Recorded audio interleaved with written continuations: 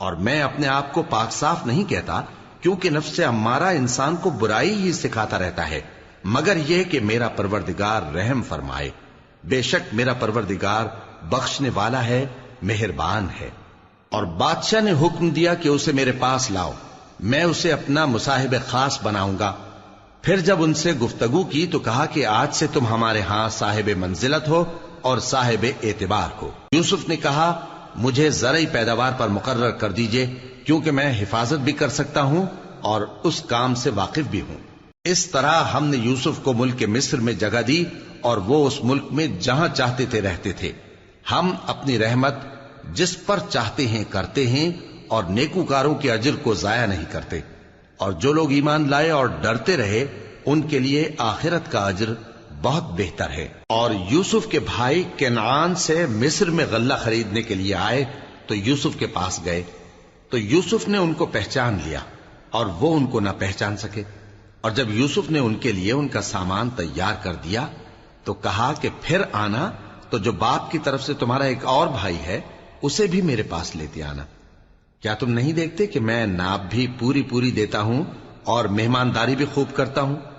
اب اگر تم اسے میرے پاس نہ لاؤ گے تو نہ تمہیں میرے ہاں سے غلہ ملے گا اور نہ تم میرے پاس ہی آ سکو گے۔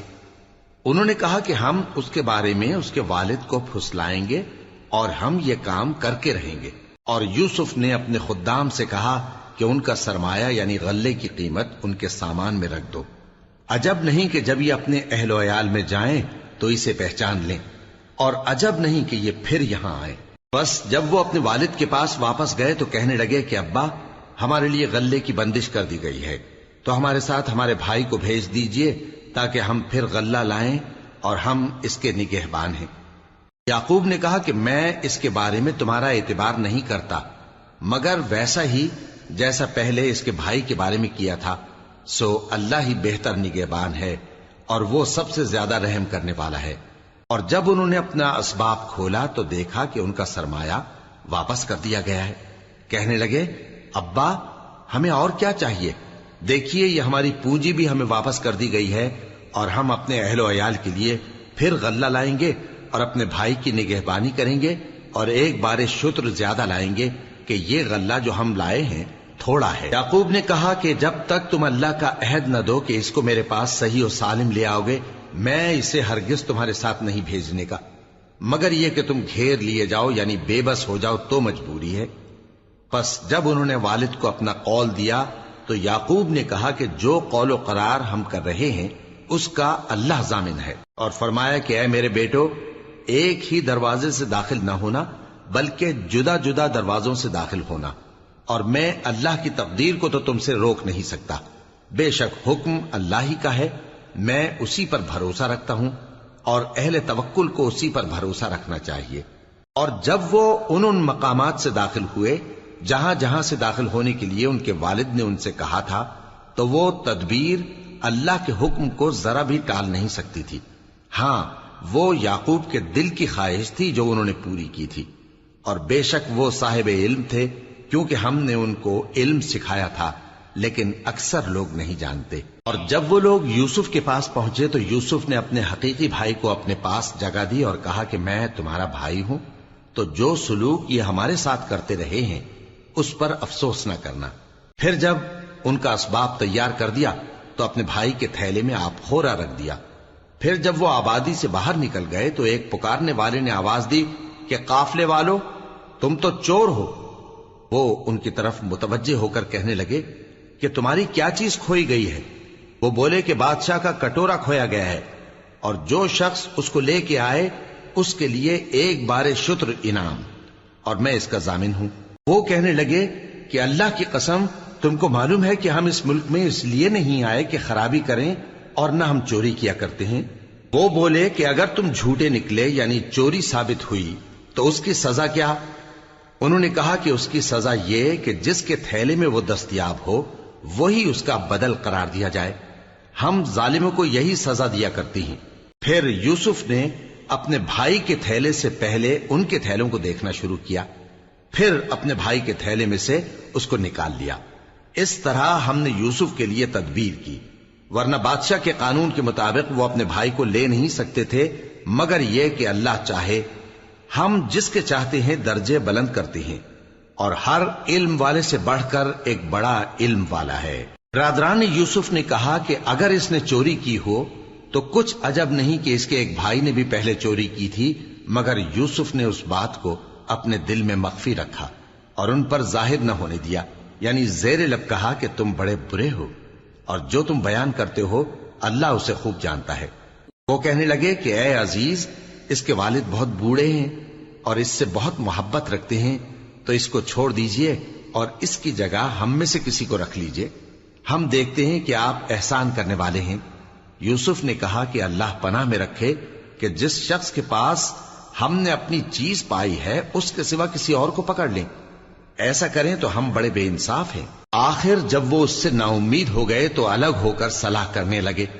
سب سے بڑے نے کہا، کیا تم نہیں جانتے کہ تمہارے والد نے تم سے اللہ کا عہد لیا ہے اور اس سے پہلے بھی تم یوسف کے بارے میں قصور کر چکے ہو؟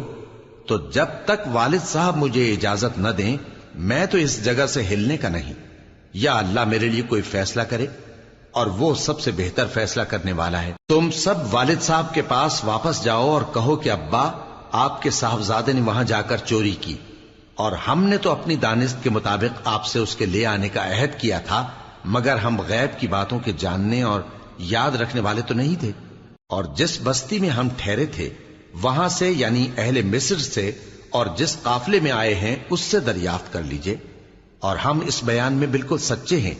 جب انہوں نے یہ بات یعقوب سے آ کر کہی تو انہوں نے کہا کہ حقیقت یوں نہیں ہے، بلکہ یہ بات تم نے اپنے دل سے بنا لی ہے، تو صبر ہی بہتر ہے۔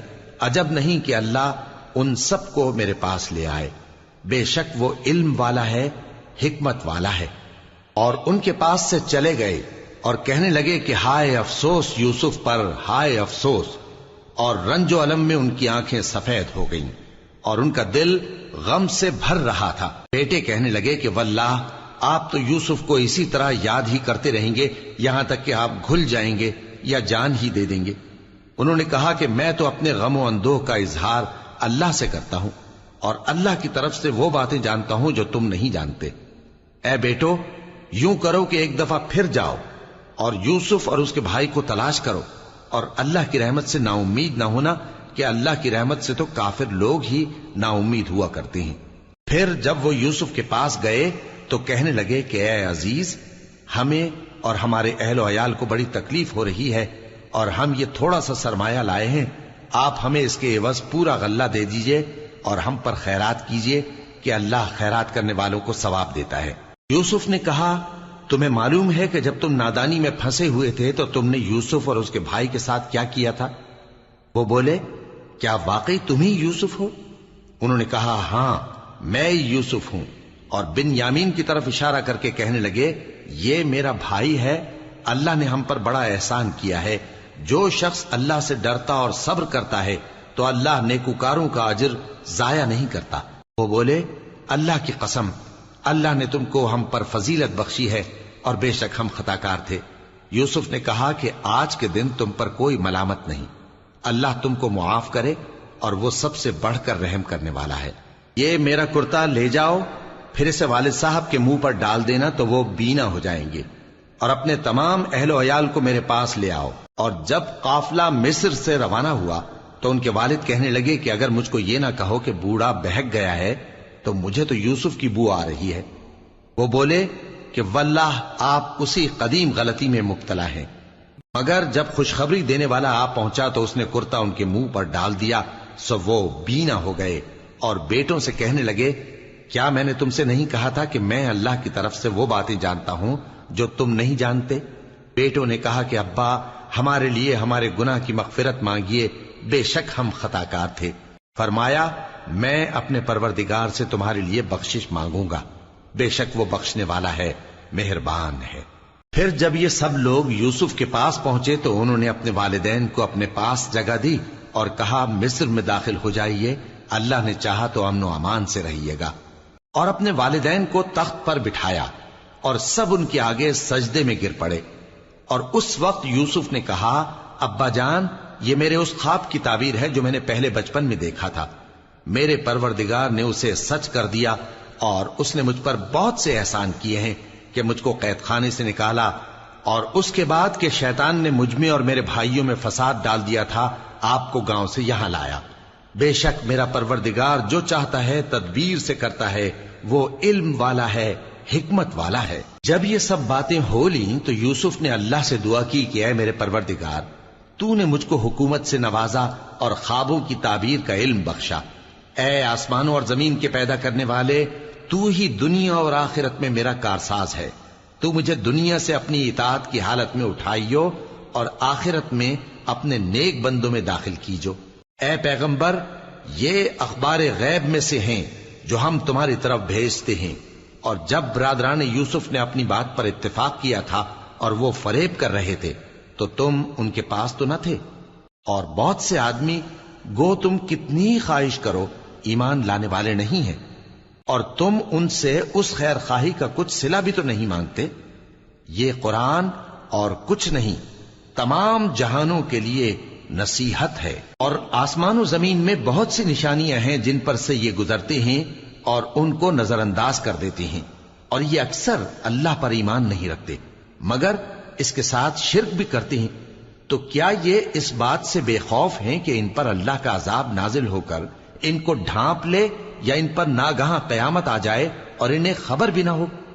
کہہ دو میرا رستہ تو یہ ہے، میں اللہ کی طرف بلاتا ہوں سمجھ بوجھ کر، میں بھی لوگوں کو اللہ کی طرف بلاتا ہوں اور میرے پیراؤ بھی، اور اللہ پاک ہے اور میں شرک کرنے والوں میں سے نہیں ہوں۔ اور ہم نے تم سے پہلے بستیوں کے رہنے والوں میں سے مرد ہی بھیجے تھے جن کی طرف ہم وہی بھیجتے تھے۔ کیا ان لوگوں نے ملک میں سیر و سیاحت نہیں کی کہ دیکھ لیتے کہ جو لوگ ان سے پہلے تھے ان کا انجام کیا ہوا؟ اور متقیوں کے لیے آخرت کا گھر بہت اچھا ہے، کیا تم سمجھتے نہیں؟ یہاں تک کہ جب پیغمبر نا امید ہو گئے اور انہوں نے خیال کیا کہ اپنی نصرت کے بارے میں جو بات انہوں نے کہی تھی اس میں وہ سچے نہ نکلے، تو ان کے پاس ہماری مدد آ پہنچی، پھر جسے ہم نے چاہا بچا دیا، اور ہمارا عذاب اتر کر گناہگار لوگوں سے پھیرا نہیں کرتا۔ ان کے قصے میں عقل مندوں کے لیے عبرت ہے۔ یہ قرآن ایسی بات نہیں ہے جو اپنے دل سے بنائی گئی ہو، بلکہ جو کتابیں اس سے پہلے نازل ہوئی ہیں ان کی تصدیق کرنے والا ہے اور ہر چیز کی تفصیل کرنے والا، اور مومنوں کے لیے ہدایت اور رحمت ہے۔ شروع اللہ کا نام لے کر جو بڑا مہربان نہایت رحم والا ہے۔ الف لام میم را۔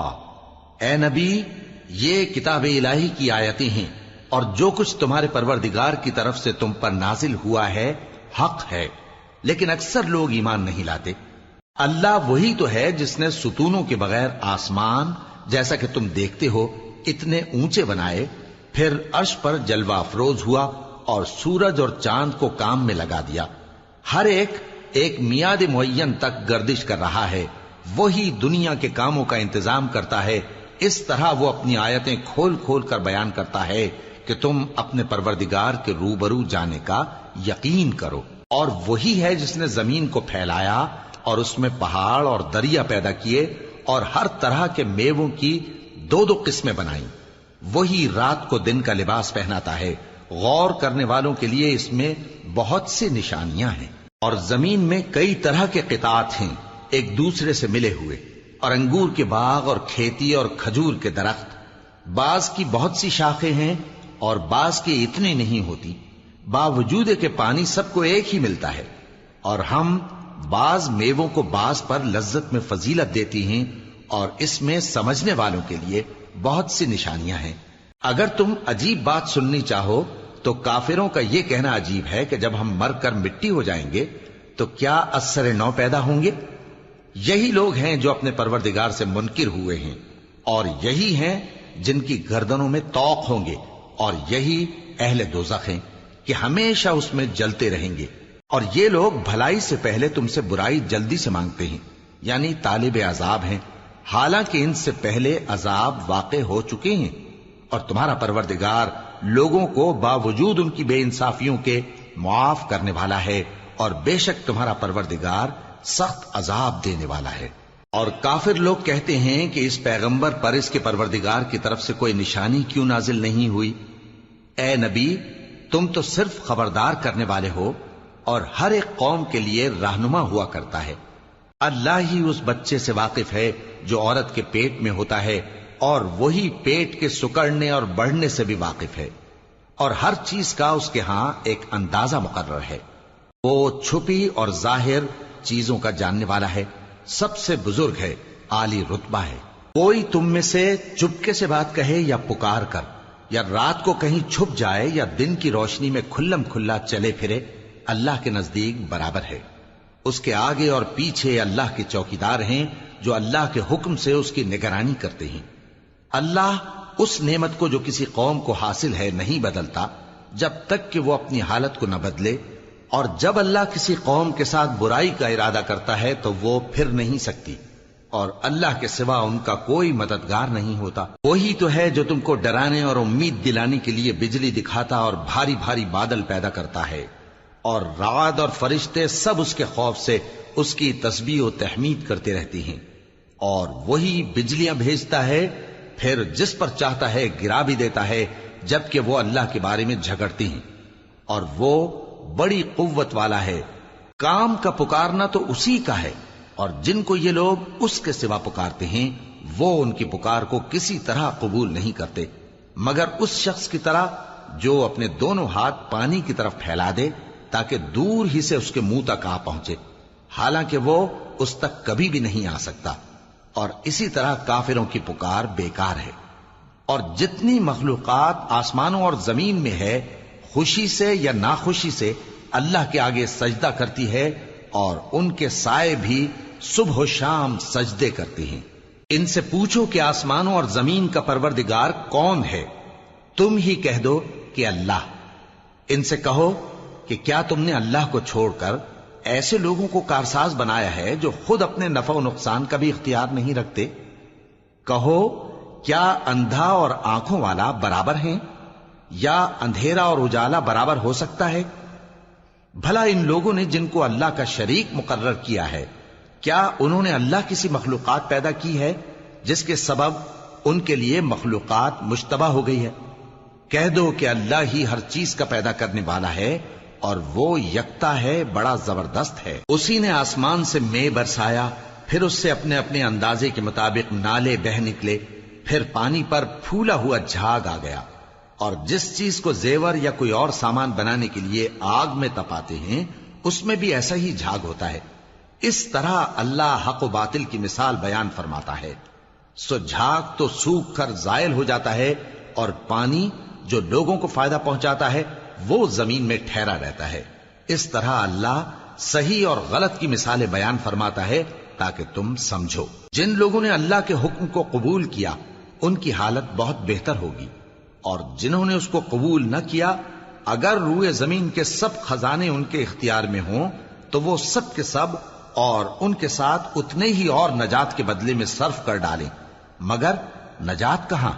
ایسے لوگوں کا حساب بھی برا ہوگا، اور ان کا ٹھکانہ بھی دوزخ ہے، اور وہ بری جگہ ہے۔ بھلا جو شخص یہ جانتا ہے کہ جو کچھ تمہارے پروردگار کی طرف سے تم پر نازل ہوا ہے حق ہے، وہ اس شخص کی طرح ہے جو اندھا ہے؟ اور سمجھتے تو وہی ہیں جو عقل مند ہیں، جو اللہ کے عہد کو پورا کرتے ہیں اور قول و قرار کو نہیں توڑتے، اور جن رشتوں کے جوڑے رکھنے کا اللہ نے حکم دیا ان کو جوڑے رکھتے، اور اپنے پروردگار سے ڈرتے رہتے اور برے حساب سے خوف رکھتے ہیں، اور جو اپنے پروردگار کی خوشنودی حاصل کرنے کے لیے مصائب پر صبر کرتے ہیں اور نماز پڑھتے ہیں، اور جو مال ہم نے ان کو دیا ہے اس میں سے پوشیدہ اور ظاہر خرچ کرتے ہیں، اور نیکی سے برائی کو دور کرتے ہیں۔ یہی لوگ ہیں جن کے لیے عاقبت کا گھر ہے، یعنی ہمیشہ رہنے کے باغات جن میں وہ داخل ہوں گے، اور ان کے باپ دادوں اور بیویوں اور اولاد میں سے جو نیکوکار ہوں گے وہ بھی بہشت میں جائیں گے، اور فرشتے بہشت کے ہر ایک دروازے سے ان کے پاس آئیں گے اور کہیں گے تم پر سلام ہو، یہ تمہاری ثابت قدمی کا بدلہ ہے، اور عاقبت کا گھر خوب گھر ہے۔ اور جو لوگ اللہ سے پختہ عہد کر کے اس کو توڑ ڈالتے اور جن رشتوں کے جوڑے رکھنے کا اللہ نے حکم دیا ہے ان کو قطع کر دیتے اور ملک میں فساد کرتے ہیں، ایسوں پر لعنت ہے اور ان کے لیے برا انجام ہے۔ اللہ جس کا چاہتا ہے رزق فراخ کر دیتا ہے اور جس کا چاہتا ہے تنگ کر دیتا ہے۔ اور کافر لوگ دنیا کی زندگی پر خوش ہو رہے ہیں، اور دنیا کی زندگی آخرت کے مقابلے میں بہت تھوڑا سامان ہے۔ اور کافر کہتے ہیں کہ اس پیغمبر پر اس کے پروردگار کی طرف سے کوئی نشانی کیوں نازل نہیں ہوئی؟ کہہ دو کہ اللہ جسے چاہتا ہے گمراہ کرتا ہے، اور جو اس کی طرف رجوع ہوتا ہے اس کو اپنی طرف کا رستہ دکھاتا ہے، یعنی ان کو جو ایمان لاتے اور جن کے دل اللہ کی یاد سے آرام پاتے ہیں ان کو۔ اور سن رکھو کہ اللہ کی یاد سے ہی دل آرام پاتے ہیں۔ جو لوگ ایمان لائے اور عمل نیک کیے ان کے لیے خوشحالی اور عمدہ ٹھکانہ ہے۔ جس طرح ہم پہلے پیغمبر بھیجتے رہے ہیں اسی طرح اے نبی ہم نے تم کو اس امت میں جس سے پہلے بہت سی امتیں گزر چکی ہیں بھیجا ہے، تاکہ تم ان کو وہ کتاب جو ہم نے تمہاری طرف بھیجی ہے پڑھ کر سنا دو۔ اور یہ لوگ رحمان کو نہیں مانتے۔ کہہ دو وہی تو میرا پروردگار ہے، اس کے سوا کوئی معبود نہیں، میں اسی پر بھروسہ رکھتا ہوں اور اسی کی طرف رجوع کرتا ہوں۔ اور اگر کوئی قرآن ایسا ہوتا کہ اس کی تاثیر سے پہاڑ چل پڑتے یا زمین پھٹ جاتی یا مردوں سے کلام کر سکتے تو کیا یہ لوگ ایمان لے آتے؟ بات یہ ہے کہ سب باتیں اللہ کے اختیار میں ہیں، تو کیا مومنوں کو اس سے اطمینان نہیں ہوا کہ اگر اللہ چاہتا تو سب لوگوں کو ہدایت کے رستے پر چلا دیتا؟ اور کافروں پر ہمیشہ ان کے اعمال کے بدلے آفت آتی رہے گی یا ان کے مکانات کے قریب نازل ہوتی رہے گی یہاں تک کہ اللہ کا وعدہ آ پہنچے۔ بے شک اللہ وعدہ خلاف نہیں کرتا۔ اور تم سے پہلے بھی رسولوں کے ساتھ تمسخر ہوتے رہے ہیں، تو میں نے کافروں کو مہلت دی، پھر میں نے ان کو پکڑ لیا، سو دیکھ لو کہ میرا عذاب کیسا رہا۔ تو کیا وہ جو ہر شخص کے اعمال کا نگراں و نگہبان ہے وہ بتوں کی طرح بے علم و بے خبر ہو سکتا ہے؟ اور ان لوگوں نے اللہ کے شریک مقرر کر رکھے ہیں۔ ان سے کہو کہ ذرا ان کے نام تو لو۔ کیا تم اسے ایسی چیزیں بتاتے ہو جو روئے زمین پر ہیں اور اسے معلوم نہیں، یا تم لوگ محض سطحی بات کی تقلید کرتے ہو؟ اصل یہ ہے کہ کافروں کو ان کے فریب خوبصورت معلوم ہوتے ہیں اور وہ ہدایت کے رستے سے روک لیے گئے ہیں، اور جسے اللہ گمراہ رہنے دے اسے کوئی ہدایت کرنے والا نہیں۔ ان کو دنیا کی زندگی میں بھی عذاب ہے اور آخرت کا عذاب تو بہت ہی سخت ہے، اور ان کو اللہ کے عذاب سے کوئی بھی بچانے والا نہیں۔ جس جنت کا پرہیزگاروں سے وعدہ کیا گیا ہے اس کی شان یہ ہے کہ اس کے نیچے نہریں بہ رہی ہیں، اس کے پھل ہمیشہ باقی رہنے والے ہیں اور اس کے سائے بھی۔ یہ ان لوگوں کا انجام ہے جو متقی ہیں، اور کافروں کا انجام دوزخ ہے۔ اور جن لوگوں کو ہم نے کتاب دی ہے وہ اس کتاب سے جو تم پر نازل ہوئی ہے خوش ہوتی ہیں، اور بعض فرقے اس کی بعض باتیں نہیں بھی مانتے۔ کہہ دو کہ مجھ کو یہی حکم ہوا ہے کہ اللہ ہی کی عبادت کروں اور اس کے ساتھ کسی کو شریک نہ بناؤں، میں اسی کی طرف بلاتا ہوں اور اسی کی طرف مجھے لوٹنا ہے۔ اور اسی طرح ہم نے اس قرآن کو عربی زبان کا فرمان بنا کر نازل کیا ہے، اور اگر تم علم آ جانے کے بعد ان لوگوں کی خواہشوں کے پیچھے چلو گے تو اللہ کے سامنے کوئی نہ تمہارا مددگار ہوگا اور نہ کوئی بچانے والا۔ اور اے نبی ہم نے تم سے پہلے بھی پیغمبر بھیجے تھے اور ان کو بیویاں اور اولاد بھی دی تھیں، اور کسی پیغمبر کے اختیار کی بات نہ تھی کہ اللہ کے حکم کے بغیر کوئی نشانی لے آتا۔ ہر حکم قضا کتاب میں لکھا ہوا ہے۔ اللہ جس چیز کو چاہتا ہے مٹا دیتا ہے اور جس کو چاہتا ہے باقی رکھتا ہے، اور اسی کے پاس اصل کتاب ہے۔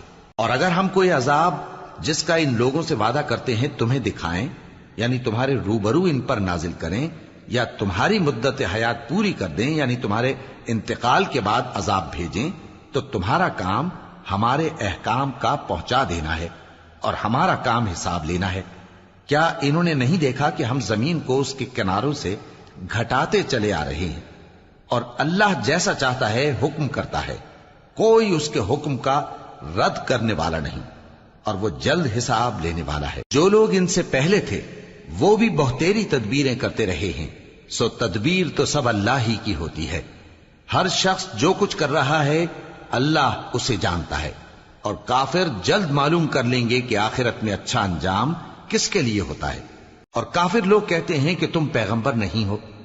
کہہ دو کہ میرے اور تمہارے درمیان اللہ اور وہ شخص جس کے پاس کتاب آسمانی کا علم ہے بطور گواہ کافی ہے۔ شروع اللہ کا نام لے کر جو بڑا مہربان نہایت رحم والا ہے۔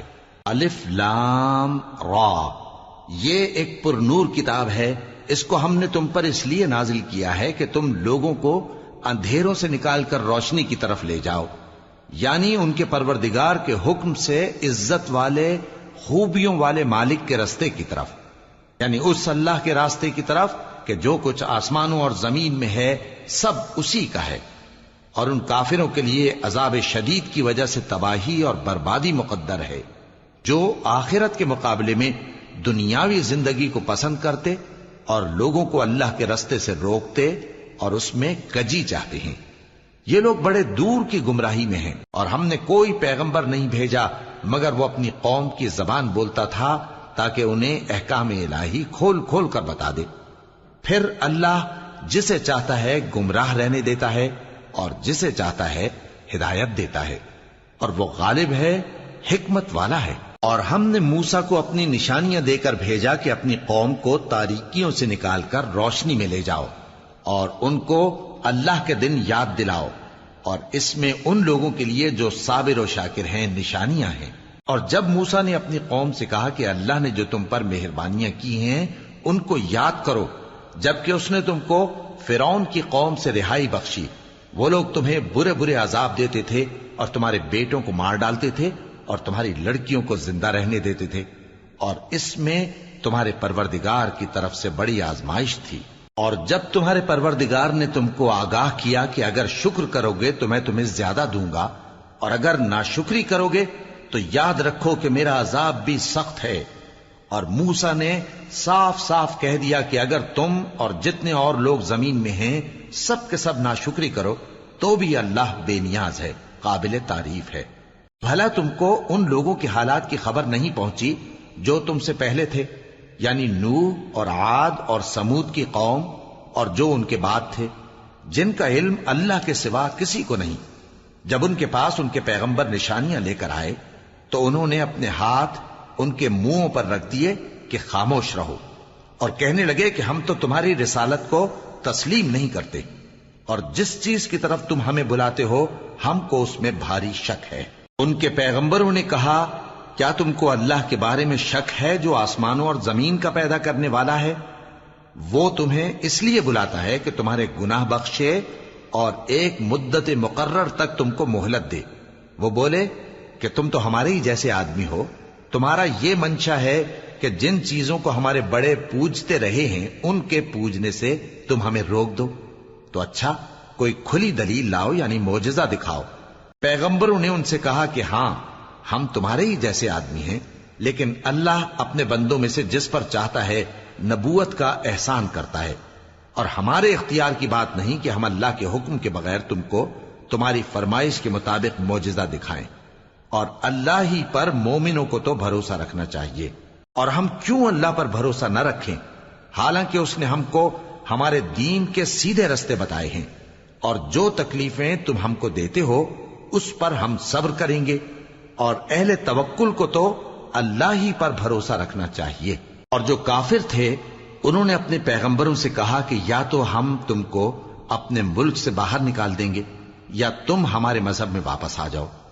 بس ان کے پروردگار نے ان کی طرف وحی بھیجی کہ ہم ظالموں کو ہلاک کر دیں گے اور ان کے بعد تم کو اس زمین میں آباد کر دیں گے۔ یہ اس شخص کے لیے ہے جو قیامت کے روز میرے سامنے کھڑے ہونے سے ڈرے اور میرے عذاب سے خوف کرے۔ اور پیغمبروں نے اللہ سے فتح چاہی اور ہر سرکش ضدی نامراد رہ گیا۔ اس کے پیچھے دوزخ ہے اور اسے پیپ والا پانی پلایا جائے گا، وہ اس کو گھونٹ گھونٹ کر کے پیے گا اور گلے سے نہیں اتار سکے گا، اور ہر طرف سے اسے موت آ رہی ہوگی مگر وہ مرنے میں نہیں آئے گا، اور اس کے بعد سخت عذاب ہوگا۔ جن لوگوں نے اپنے پروردگار سے کفر کیا ان کے اعمال کی مثال راکھ کی سی ہے کہ آندھی کے دن اس پر زور کی ہوا چلے جو اسے اڑا لے جائے۔ اسی طرح جو کام وہ کرتے رہے ان پر ان کو کچھ قابو نہ ہوگا۔ یہی تو پرلے سرے کی گمراہی ہے۔ کیا تم نے نہیں دیکھا کہ اللہ نے آسمانوں اور زمین کو تدبیر سے پیدا کیا ہے، اگر وہ چاہے تو تم کو نابود کر دے اور تمہاری جگہ نئی مخلوق پیدا کر دے، اور یہ اللہ کو کچھ بھی مشکل نہیں۔ اور قیامت کے دن سب لوگ اللہ کے سامنے کھڑے ہوں گے تو غریب پیروکار بڑے بن بیٹھنے والوں سے کہیں گے کہ ہم تو تمہارے پیرو تھے، کیا تم اللہ کا کچھ عذاب ہم پر سے دفع کر سکتے ہو؟ وہ کہیں گے کہ اگر اللہ ہم کو ہدایت کرتا تو ہم تم کو ہدایت کرتے۔ اب ہم گھبراہٹ ظاہر کریں یا صبر کریں ہمارے حق میں برابر ہے، کوئی جگہ رہائی کی ہمارے لیے نہیں ہے۔ اور جب حساب کتاب کا کام فیصل ہو چکے گا تو شیطان کہے گا جو وعدہ اللہ نے تم سے کیا تھا وہ تو سچا تھا، اور جو وعدہ میں نے تم سے کیا تھا وہ جھوٹا تھا، اور میرا تم پر کسی طرح کا زور نہیں تھا۔ ہاں، میں نے تم کو گمراہی اور باطل کی طرف بلایا تو تم نے جلدی سے اور بے دلیل میرا کہنا مان لیا۔ تو آج مجھے ملامت نہ کرو، اپنے آپ ہی کو ملامت کرو۔ نہ میں تمہاری فریاد رسی کر سکتا ہوں اور نہ تم میری فریاد رسی کر سکتے ہو۔ میں اس بات سے انکار کرتا ہوں کہ تم پہلے مجھے شریک بناتے تھے۔ بے شک جو ظالم ہیں ان کے لیے درد دینے والا عذاب ہے۔ اور جو ایمان لائے اور عمل نیک کرتے رہے وہ بہشتوں میں داخل کیے جائیں گے جن کے نیچے نہریں بہ رہی ہیں۔ اپنے پروردگار کے حکم سے وہ ہمیشہ ان میں رہیں گے، وہاں وہ ہر ملاقات پر ایک دوسرے کو سلام کہیں گے۔ کیا تم نے نہیں دیکھا کہ اللہ نے کلمہ طیبہ کی کیسی مثال بیان فرمائی ہے؟ وہ ایسی ہے جیسے پاکیزہ درخت جس کی جڑ مضبوط ہو اور شاخیں آسمان میں پھیلی ہوں۔ وہ اپنے پروردگار کے حکم سے ہر موقع پر پھل لاتا ہو، اور اللہ لوگوں کے لیے مثالیں بیان فرماتا ہے تاکہ وہ نصیحت حاصل کریں۔ اور ناپاک بات یعنی غلط عقیدے کی مثال ناپاک درخت کی سی ہے کہ وہ زمین کے اوپر ہی سے اکھیڑ کر پھینک دیا جائے، اس کو ذرا بھی قرار و ثبات نہیں۔ اللہ مومنوں کے دلوں کو صحیح اور پکی بات سے دنیا کی زندگی میں بھی مضبوط رکھتا ہے اور آخرت میں بھی رکھے گا، اور اللہ بے انصافوں کو گمراہ کر دیتا ہے، اور اللہ جو چاہتا ہے کرتا ہے۔ کیا تم نے ان لوگوں کو نہیں دیکھا جنہوں نے اللہ کے احسان کو ناشکری سے بدل دیا اور اپنی قوم کو تباہی کے گھر میں لا اتارا، یعنی دوزخ میں، کہ سب ناشکرے اس میں داخل ہوں گے اور وہ برا ٹھکانہ ہے۔ اور ان لوگوں نے اللہ کے شریک مقرر کیے کہ لوگوں کو اس کے رستے سے گمراہ کریں۔ کہہ دو کہ چند روز فائدے اٹھا لو، آخر کار تم کو دوزخ کی طرف لوٹ کر جانا ہے۔ اے پیغمبر، میرے مومن بندوں سے کہہ دو کہ نماز پڑھا کریں، اور اس دن کے آنے سے پیشتر جس میں نہ اعمال کا سودا ہوگا اور نہ دوستی کام آئے گی، ہمارے دیے ہوئے مال میں سے پوشیدہ اور علانیہ خرچ کرتے رہیں۔ اللہ ہی تو ہے جس نے آسمانوں اور زمین کو پیدا کیا اور آسمان سے مے برسایا، پھر اس سے تمہارے کھانے کے لیے پھل پیدا کیے اور کشتیوں اور جہازوں کو تمہارے زیر فرمان کیا تاکہ وہ سمندر میں اس کے حکم سے چلیں، اور نہروں کو بھی تمہارے زیر فرمان کیا، اور سورج اور چاند کو تمہارے لیے کام میں لگا دیا کہ دونوں دن رات ایک ڈگر پر چل رہے ہیں، اور رات اور دن کو بھی تمہاری خاطر کام میں لگا دیا، اور جو کچھ تم نے مانگا سب میں سے تم کو عنایت کیا، اور اگر اللہ کے احسان گننے لگو تو شمار نہ کر سکو، مگر لوگ نعمتوں کا شکر نہیں کرتے۔ کچھ شک نہیں کہ انسان بڑا بے انصاف ہے، ناشکرا ہے۔ اور جب ابراہیم نے دعا کی کہ اے میرے پروردگار، اس شہر کو لوگوں کے لیے امن کی جگہ بنا دے، اور مجھے اور میری اولاد کو اس بات سے کہ بتوں کی پرستش کرنے لگیں بچائے رکھیو۔ اے پروردگار، انہوں نے بہت سے لوگوں کو گمراہ کیا ہے، سو جس شخص نے میرا کہا مانا وہ میرا ہے، اور جس نے میری نافرمانی کی تو تو بخشنے والا ہے، مہربان ہے۔ اے پروردگار، میں نے اپنی اولاد ایک وادی میں جہاں کھیتی نہیں، تیرے عزت و ادب والے گھر کے پاس لا بسائی ہے۔ اے پروردگار، تاکہ یہ نماز پڑھیں، سو تو لوگوں کے دلوں کو ایسا کر دے کہ ان کی طرف جھکے رہیں، اور ان کو میووں سے روزی دیتے رہنا تاکہ تیرا شکر کریں۔ اے پروردگار، جو بات ہم چھپاتے اور جو ظاہر کرتے ہیں تو سب جانتا ہے، اور اللہ سے کوئی چیز مخفی نہیں، نہ زمین میں نہ آسمان میں۔ اللہ کا شکر ہے جس نے مجھ کو بڑی عمر میں اسماعیل اور اسحاق بخشے، بے شک میرا پروردگار دعا سننے والا ہے۔ اے پروردگار، مجھ کو ایسی توفیق عنایت کر کہ نماز پڑھتا رہوں، اور میری اولاد کو بھی یہ توفیق بخش۔ اے پروردگار، میری دعا قبول فرما۔ اے پروردگار، حساب کتاب کے دن میری اور میرے ماں باپ کی اور مومنوں کی مغفرت کیجو۔ اور مومنوں، یہ نہ سمجھنا کہ یہ ظالم جو کام کر رہے ہیں اللہ ان سے بے خبر ہے۔ وہ ان کو اس دن تک مہلت دے رہا ہے جبکہ دہشت کے سبب آنکھیں پھٹی کی پھٹی رہ جائیں گی اور لوگ سر اٹھائے ہوئے میدان قیامت کی طرف دوڑ رہے ہوں گے۔ ان کی نگاہیں خود اپنی طرف لوٹ نہ سکیں گی اور ان کے دل مارے خوف کے ہوا ہو رہے ہوں گے۔ اور لوگوں کو اس دن سے آگاہ کر دو جب ان پر عذاب آ جائے گا۔ تب ظالم لوگ کہیں گے کہ اے ہمارے پروردگار، ہمیں تھوڑی سی مہلت عطا کر تاکہ ہم تیری دعوت توحید قبول کریں اور تیرے پیغمبروں کے پیچھے چلیں۔ تو جواب ملے گا، کیا تم پہلے قسمیں نہیں کھایا کرتے تھے کہ تم کو اس حال سے جس میں تم ہو زوال نہیں ہوگا؟ اور جو لوگ اپنے آپ پر ظلم کرتے تھے تم ان کے مکانوں میں رہتے تھے، اور تم پر ظاہر ہو چکا تھا کہ ہم نے ان لوگوں کے ساتھ کس طرح کا معاملہ کیا تھا، اور تمہارے سمجھانے کے لیے مثالیں بیان کر دی تھیں۔ اور انہوں نے بڑی بڑی تدبیریں کی، اور ان کی سب تدبیریں اللہ کے ہاں لکھی ہوئی ہیں۔ گو وہ تدبیریں ایسی غضب کی تھیں کہ ان سے پہاڑ بھی ٹل جائیں۔ تو ایسا خیال نہ کرنا کہ اللہ نے جو اپنے پیغمبروں سے وعدہ کیا ہے وہ اس کے خلاف کرے گا۔ بے شک اللہ زبردست ہے، بدلہ لینے والا ہے۔